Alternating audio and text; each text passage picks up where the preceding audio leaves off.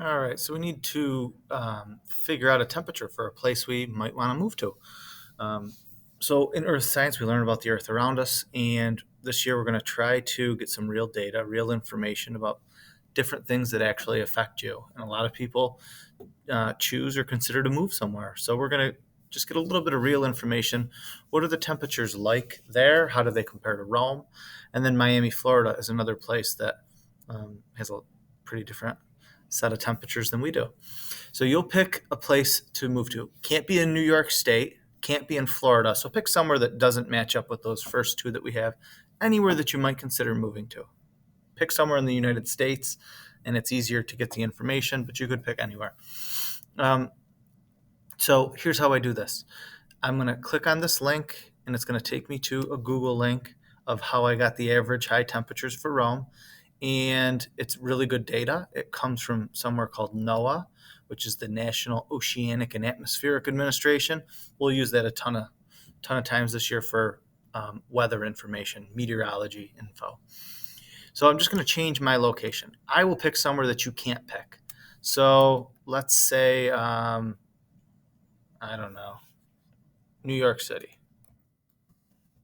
In New York State, so we can't pick it. You'll pick somewhere else. And all you have to do is look down here, click all months, and you're just looking at the average high temperatures. So I would come over and I'd say, okay, January is 39, February is 43, March is 52.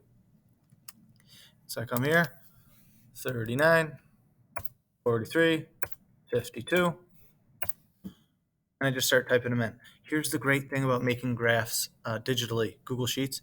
This line is getting drawn automatically on our previous graph. So when I come back here and I say, okay, 64, 72, 80, 84,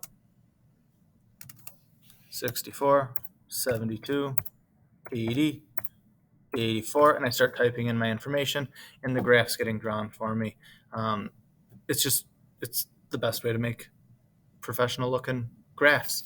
And then we can start to take that graph and analyze it for what changes are actually happening and what information can we figure out from that? What conclusions can we draw?